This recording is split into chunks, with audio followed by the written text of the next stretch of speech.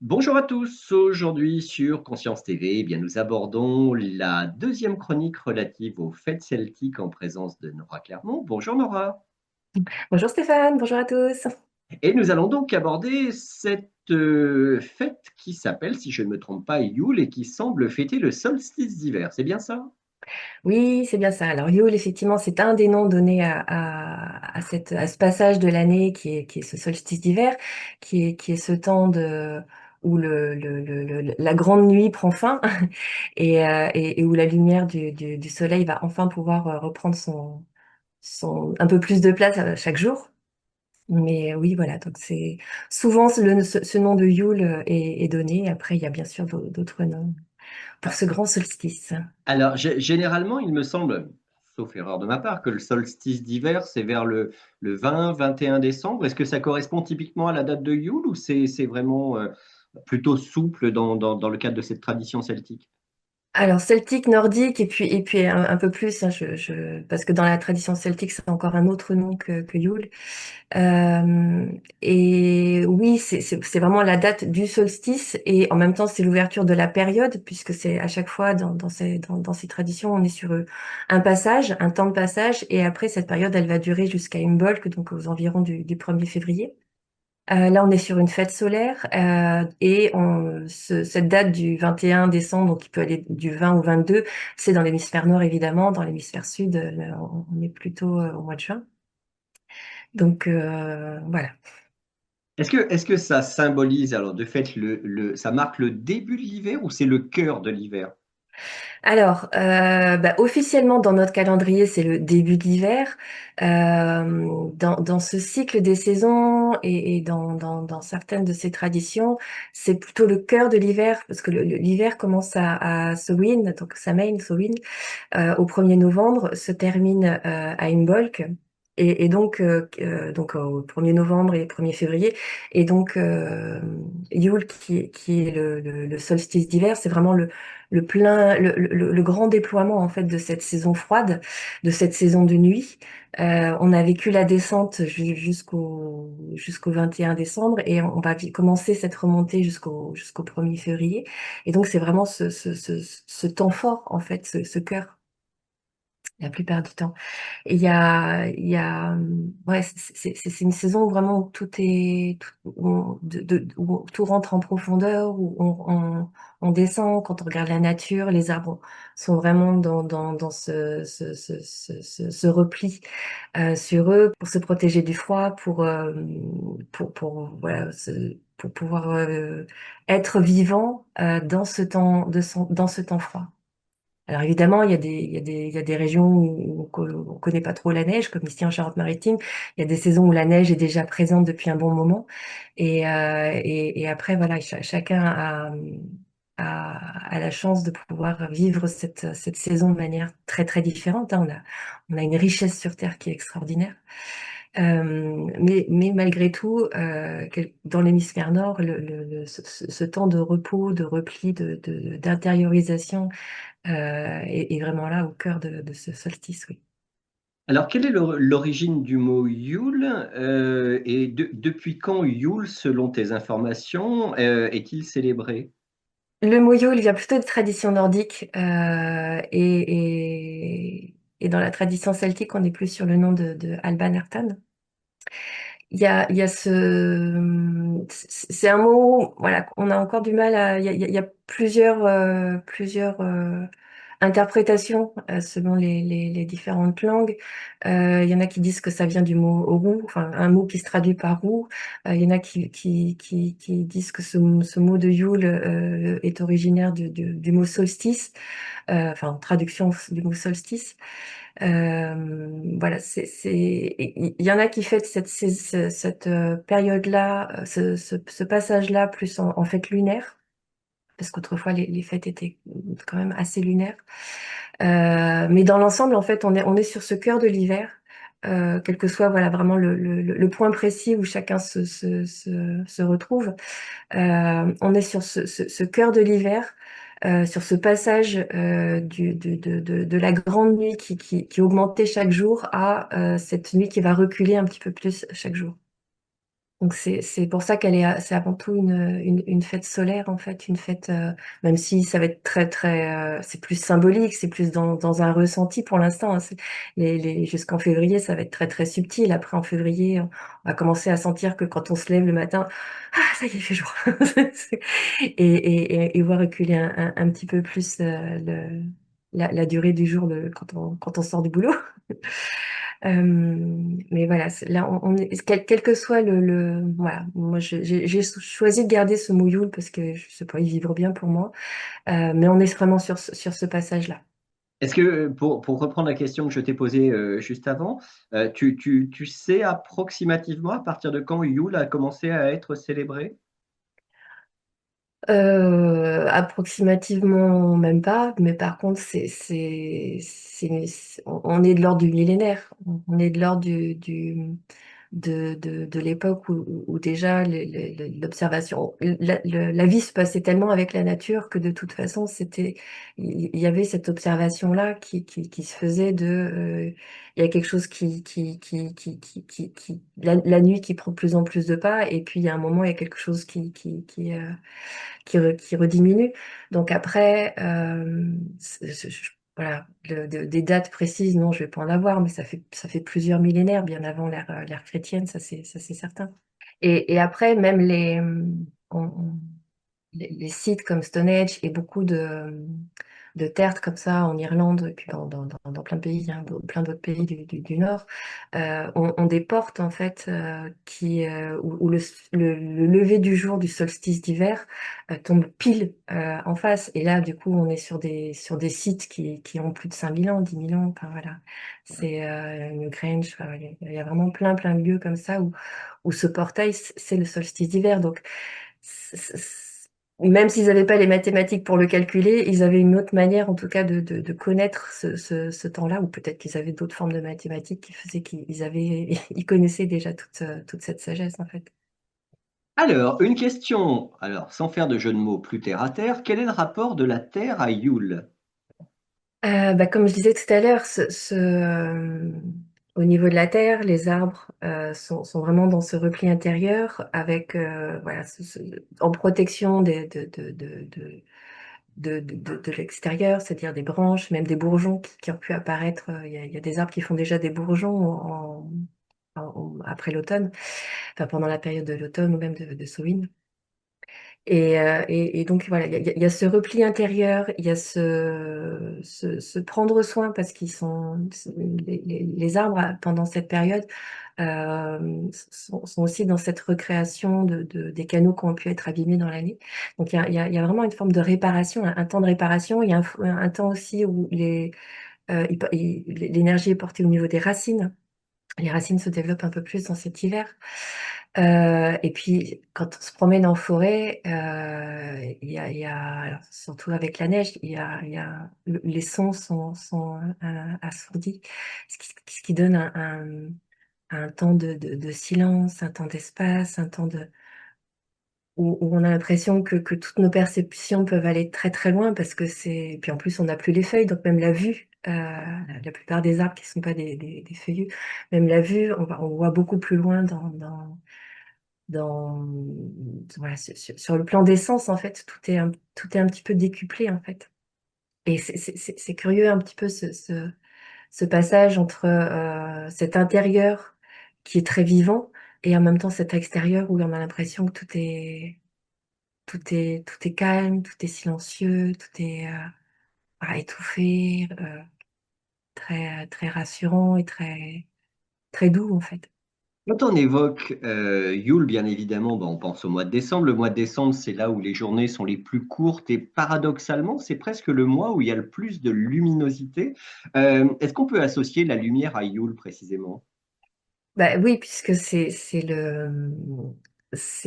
appel de la lumière parce qu'on ne la voit plus à l'extérieur, du coup on la remet dans des décorations de Noël qui font on l'appelle en fait quelque part, ou juste aussi pour le plaisir de partager, le plaisir des yeux.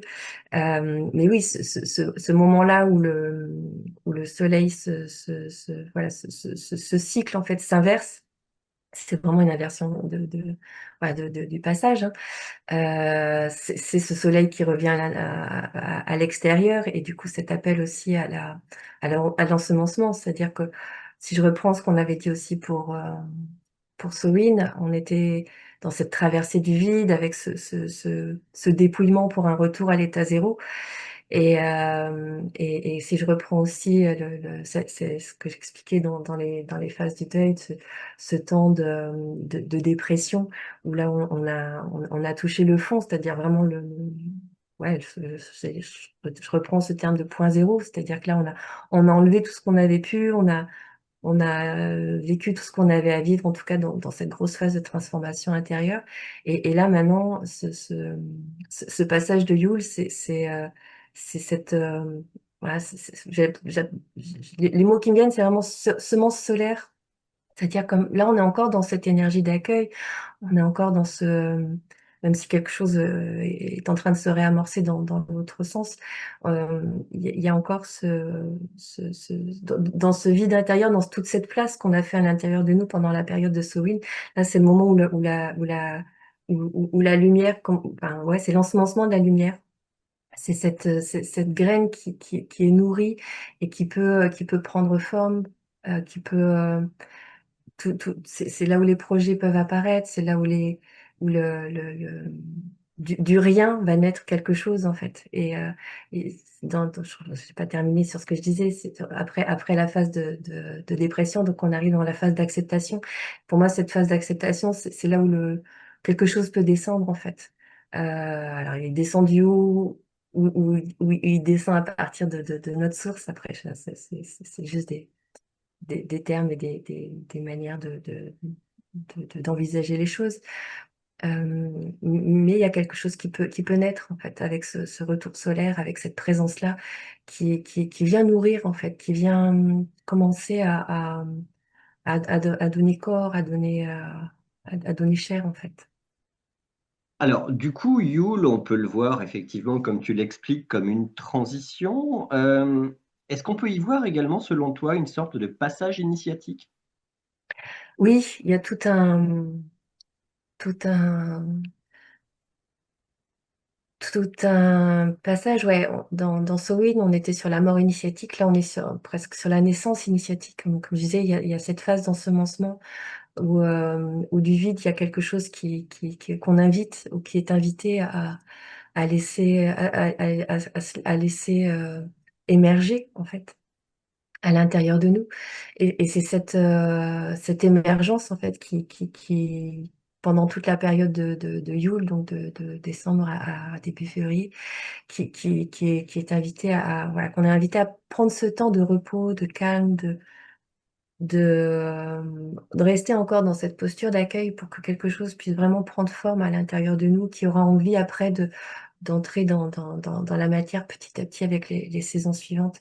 C'est une phase de fécondation intérieure, c'est une phase qui va se déployer après en gestation en fait et en ouais, pour pouvoir se déployer un petit peu plus tard. Donc c'est vraiment cette énergie de naissance à l'intérieur de nous, bon, qui s'est transformée avec la religion catholique, avec la naissance du Christ, hein, mais c'est aussi pour nous cette énergie de naissance solaire et du coup d'une renaissance à quelque chose de nouveau. Parce que voilà, tout ce qu'on a pu laisser partir a fait de la place et du coup quelque chose de nouveau peut apparaître en cette période. Ce que je trouve intéressant dans cette phase, Yule, c'est que paradoxalement, on pourrait symboliquement hein, comparer Yule et décembre comme une phase de repli, un peu une forme d'hibernation, mais c'est pourtant un mois qui est propice à la rencontre, au collectif, au fait d'être ensemble, comme quoi cette transition marque un nouveau départ après une période, ben, comme je le dis, d'hibernation. C'est un peu ça? Je suis d'accord avec ce côté paradoxe, parce qu'il y a à la fois ce côté, effectivement, on va se retrouver par les fêtes, on se retrouve en famille, on a cet élan souvent d'offrir des cadeaux, d'offrir vraiment ce qui est ce qu'on a dans le cœur aux personnes autour de nous. Donc quelque chose de très extérieur où on va effectivement avoir beaucoup, beaucoup de monde et donc pas du tout dans ce silence-là. Et en même temps, donc c'est cette richesse, c'est cette, ouais, c'est cette, ce tourbillon intérieur en fait, qui va aussi amener à une nouvelle naissance. Et en même temps, quand on sort dehors et qu'on rentre voilà, qu'on rentre dans cette écoute de la nature, on est complètement sur autre chose, au contraire, un appel au calme intérieur, un appel au repli, un appel au cocooning. Et c'est vrai que c'est, c'est une amplification en fait de ces deux extrêmes, où là, il va y avoir une effervescence pendant une semaine. Alors, une journée peut-être pour certains, selon les familles. Parfois, faut cumuler toutes les familles, donc il y a plein. On arrive à plein de repas de famille qui s'enchaînent. Et en même temps, ce temps où on a envie aussi besoin, ou peut-être que pour certains, ça se fait après, pour d'autres fois, voilà, ça se fait pendant. S'il y en a qui choisissent justement d'être seuls pour Noël, pour pouvoir vivre ce temps-là intérieurement et prendre le temps après de pouvoir être en famille pour une fois qu'ils voilà, qu'ils se sentent prêts aussi pour entrer dans cette énergie de partage et d'échange. Mais oui, oui, bah, c'est un peu comme ce que tu disais tout à l'heure sur le fait qu'on est en pleine nuit, en même temps il y a des lumières partout. Il y a ce double jeu qu'on retrouve. Alors, je prends un peu d'avance sur ce qu'on disait, mais pour moi une des runes dans une des runes, ouais, on remettra le tableau ici, de, dans le cycle de l'année. C'est la rune Gébo, qui est cette rune justement d'échange, de partage et d'équilibre. Donc équilibre aussi entre intérieur et extérieur, entre la terre et le ciel, entre donc ce qu'on peut vivre sur la terre et puis avoir envie de recevoir dans cette coupe du ciel. Il y a vraiment ce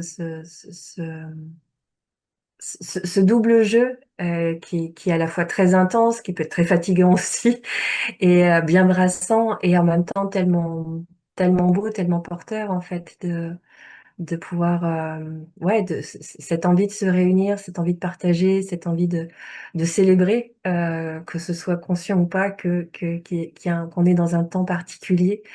Euh, et, et voilà, que ce soit dans la conscience de ce retour solaire ou pas, il y a quelque chose oui, qui nous donne envie vraiment dans ce cœur froid extérieur, de contraire et d'y mettre beaucoup de chaleur. Pour poursuivre sur Yule, tu m'as indiqué que pour toi, c'était un soleil renaissant. Alors, qu'est-ce que tu veux dire par là? À partir de ce point, de ce solstice, en fait, il y a, alors pas le jour même, souvent c'est après un ou deux jours. Voilà, si on regarde les calendriers, il va se lever un tout petit peu plus tôt. Après, il va se coucher un petit peu plus tard. Et ouais, c'est vraiment cette bascule. Lui, il est toujours là, on est d'accord, hein. Il bouge pas. C'est nous qui tournons. Et la manière dont la Terre tourne avec sur son axe un peu incliné, qui crée des saisons, saisons chez nous. Donc lui, il est toujours le même. Par contre, pour nous qui vivons sur Terre et qui percevons en fait sa lumière de manière différente et associée à un cycle de la nature qui tourne, en fait, qui fait ce qu'il a à faire, ça nous donne cette impression effectivement d'une naissance, d'une nouvelle respiration, ouais, d'une nouvelle, voilà, de quelque chose qui se réouvre, même si je vous dis que là, on est dans ce temps de solstice, on est encore très intériorisé. Malgré tout, les jours, c'est souvent en janvier, février, on a des grandes journées de soleil, enfin grandes, pas en durée, mais par contre où il fait vraiment très beau et c'est un soleil très particulier qui n'a rien à voir avec celui de l'été. L'énergie n'est pas la même, la température, même si on peut monter dans des températures ouais, jusqu'à 16-17 degrés parfois, c'est pas les mêmes 16 degrés que ceux du mois de mai. C'est vraiment une énergie très différente. L'éclairage que ça donne sur la nature n'est pas le même. Donc c'est vraiment très très particulier en fait. Il y a quelque chose ouais, ce nouvel éclairage que nous offre la Terre dans son cycle avec le Soleil, ça donne vraiment quelque chose voilà, qui réémerge doucement, ouais, comme une renaissance en fait. Alors, une vidéo de Nora sans les dragons ne serait pas une vidéo de Nora. Alors, du coup, j'aimerais bien savoir quels sont les dragons que tu associes à Yule. Eh ben écoutez, non, c'est dans l'autre sens, voilà. Voilà, l'énergie de Yule avec les dragons qui est là enfin voilà, que je vis avec eux. C'est un dragon qui prend cette couleur-là, qui prend cette couleur un peu bleu cristalline et avec un cœur très, pareil, un cœur palpitant mais très doux. On n'est pas sur voilà, quelque chose de très expansé, on verra ça au fil des saisons, mais il y a quelque chose de très doux mais qui palpite et ouais, comme un rappel, comme une énergie de rappel et d'appel en fait. De rappel à soi et d'appel à, à, à écouter, d'appel à laisser venir, comme je disais tout à l'heure, hein, dans cette espèce de vide où là il y a quelque chose qui à nouveau va comme on peut imaginer de la création du monde où à un moment il y avait rien et puis tout d'un coup il y a quelque chose qui est là et c'est un petit peu ça pour moi, cette énergie de Yule, c'est ce cœur qui palpite, qui a toujours palpité, mais qui là va dans son battement appelle quelque chose, appelle cette nouvelle lumière à apparaître, à, à prendre naissance, à donner naissance à quelque chose en fait. Alors, un seul dragon ou plusieurs dragons symbolisent Yule pour toi? Alors il y a tout, il y a tout le monde toujours. Après, voilà, associé à Yule, c'est vraiment cette énergie très particulière dont je viens de parler. Après, à partir de la conscience dragon, donc qui est cette fréquence pure pour moi draconique, euh, tout est là tout le temps, tout est toujours là en fonction de ce qu'on vit, ce qu'on traverse, de ce qu'on a besoin comme accompagnement et comme soutien. Euh, mais pour ce passage, ce processus vraiment de Yule, c'est plus cette vibration-là qui est présente pour moi, je trouve. D'accord. Par-delà les dragons, tu l'as évoqué il y a quelques minutes, il y a également les runes de Yule. Est-ce que tu peux nous en parler un petit peu plus? Alors, je parlais de Gebo, qui est cette énergie en forme de X, de croix, et qui a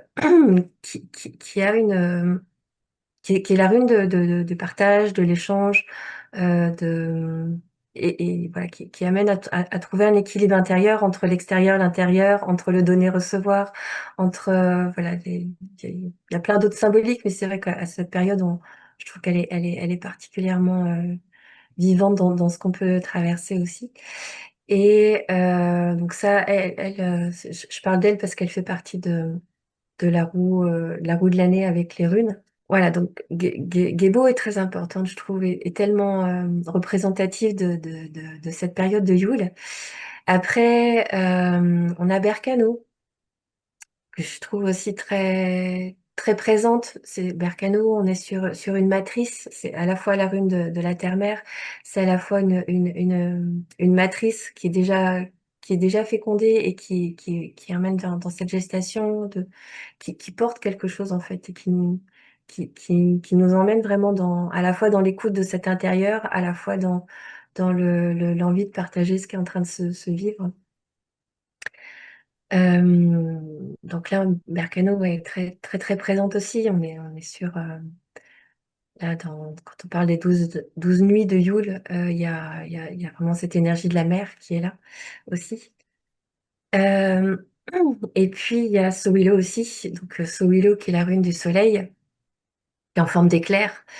Et donc, ce soleil qui va recommencer à pouvoir prendre un peu plus de place chaque jour, mais aussi dans sa forme.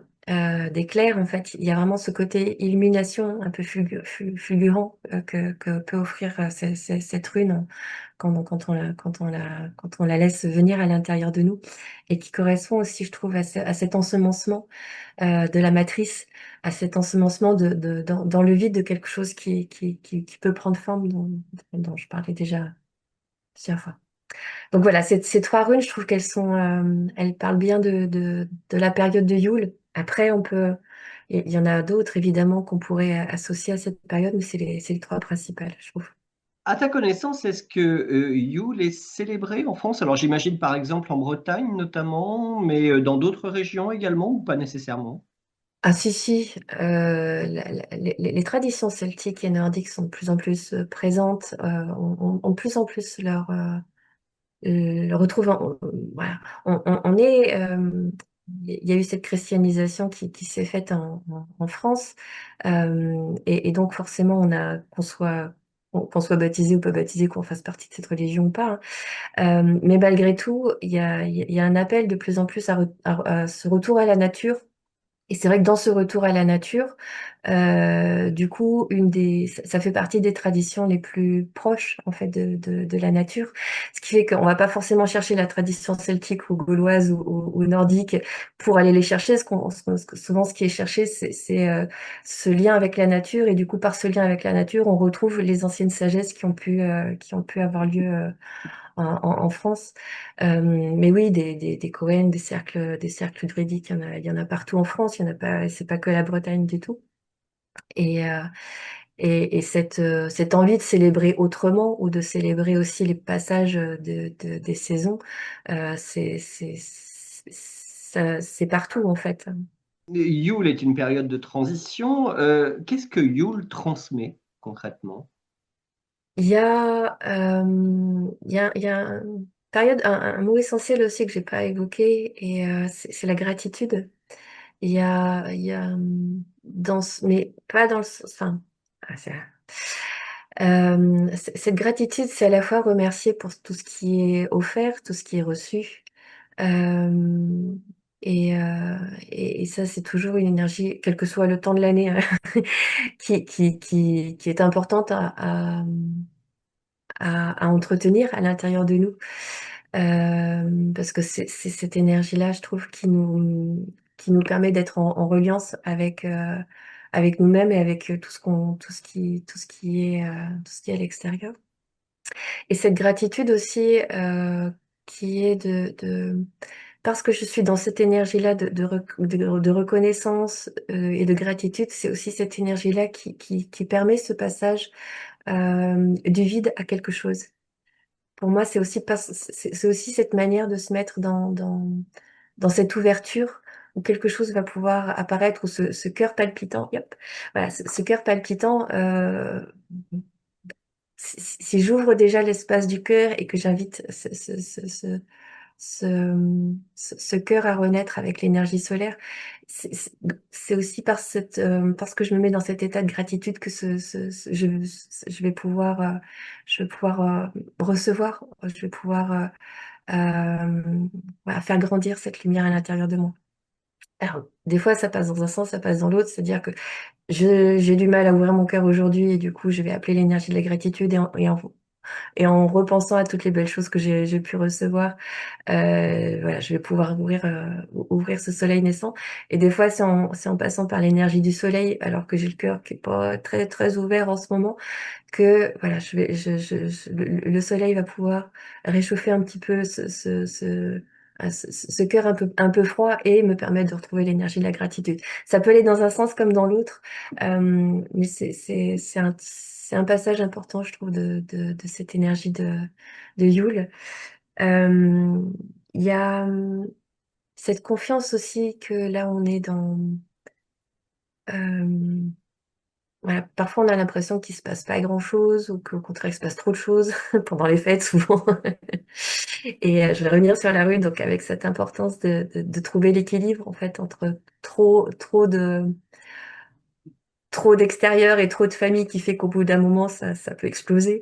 Et s'accorder des temps où là, je reviens. et pouvoir faire ce va-et-vient et s'accorder aussi avec ouais, je disais le mot confiance, c'est-à-dire que euh, après, alors, je fais encore une digression, excusez-moi, mais il y a les temps extérieurs et il y a les temps intérieurs. C'est-à-dire que personnellement, je peux être dans un cycle d'été alors que dehors, c'est l'hiver. Mais voilà, l'idée, c'est aussi quand bien même je serais dans un cycle intérieur différent, euh, il y a un besoin aussi de se mettre en accord avec le cycle extérieur, pas extérieur, qui est donc l'hiver.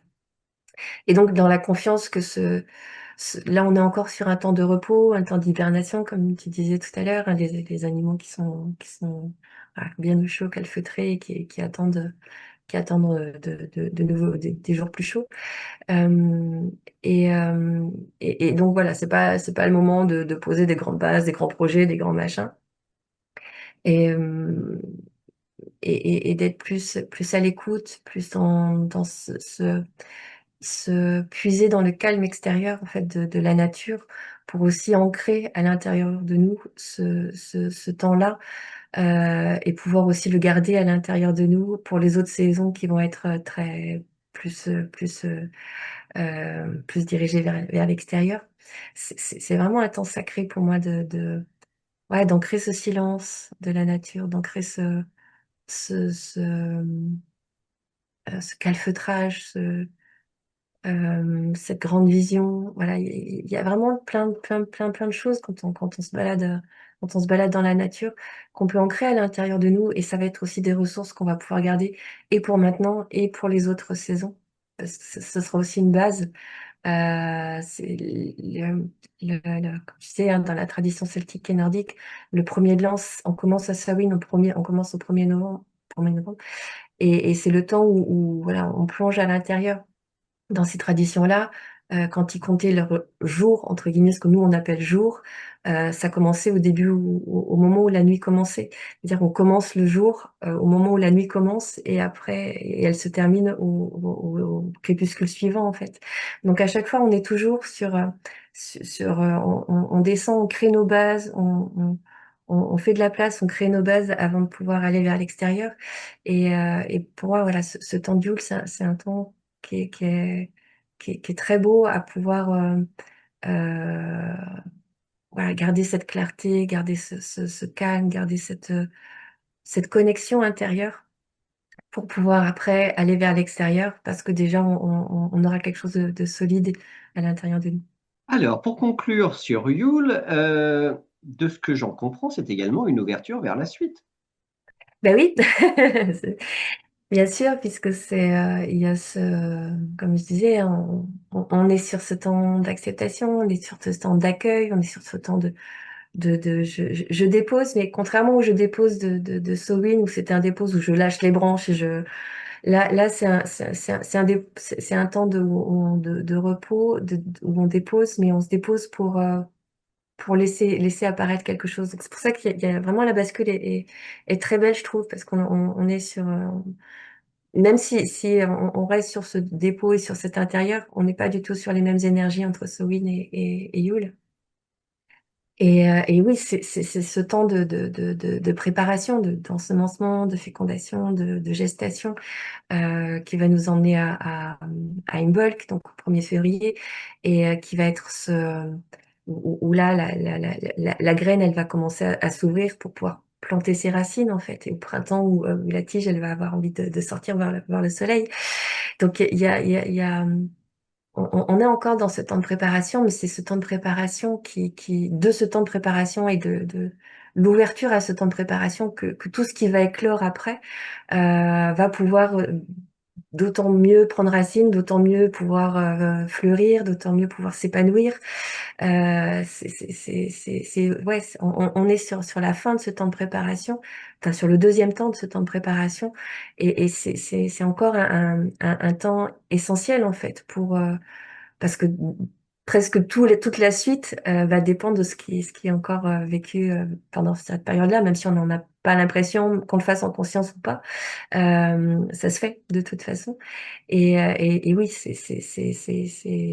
tout ce qui est là prépare vraiment ce grand temps extérieur où là tout sera visible, mais c'est dans cet invisible en fait que tout se prépare. Alors, une question personnelle pour conclure. Comment Nora va célébrer Yule?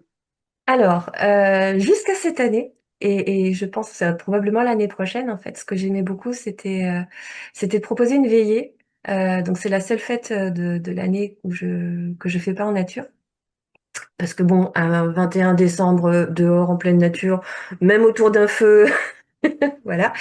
Donc c'était la seule fête de l'année où que je faisais en salle et avec une proposition de conte initiatique et en voyage sonore. Là, pour le coup, c'est très personnel. Cette année, ça ne s'ouvre pas. Du coup, pour la première fois, je vais vivre Yule en amoureux, à la maison, bien au chaud. Voilà, et vraiment dans cette constance-là, mais ce sera juste en amoureux. Mais c'est le côté marmotte, très agréable, voilà. Bah écoute, oui, oui, ça me fait bizarre parce que j'aime ce temps d'offrande justement de partage autour des contes, autour de ce qu'on peut vivre ensemble dans ce voyage, parce que le conte se crée avec le groupe en fait. C'est pas un conte que j'ai écrit avant. Je pars des énergies qui sont là avec le groupe et je trouve qu'il y a quelque chose de très beau en fait dans ce qui se tisse ensemble. Mais pas cette année. Donc, on est en 2025, hein, donc 2026 sera certainement différent. Mais voilà, donc exceptionnellement, c'est effectivement un temps de cocon, ouais. Un temps où il s'est passé beaucoup de choses et j'ai l'impression que j'ai besoin moi aussi plus que ce côté extérieur que j'adore, hein, d'habitude, là d'aller dans ce temps, voilà, d'écoute de ce que le cœur palpitant, là, voilà. Qui nous conduira vers la prochaine fête. Et la prochaine fête celtique, c'est quoi? Imbolc. Imbolc. Imbolc, ouais, voilà, qui est donc aux alentours du 1er février. Donc là, on revient sur une fête lunaire. Donc la date officielle du calendrier actuel, c'est le 1er février. Sinon, c'est la pleine lune en fait autour de cette date-là. Ce qui correspond à la Chandeleur. Voilà, tout à fait. On met le soleil dans la matière parce que les galettes, les crêpes sont des symboles du soleil. Avec une petite dose de sucre, 2-3 cuillerées de rhum et tout ira bien. Voilà. Je te souhaite d'excellentes fêtes de fin d'année, Nora, un superbe Yule intimiste mais ô combien appréciable. Et puis, ben, on se retrouve au mois de février. Merci, merci à tous et bon passage de Yule à tous. Merci, Nora. Au revoir.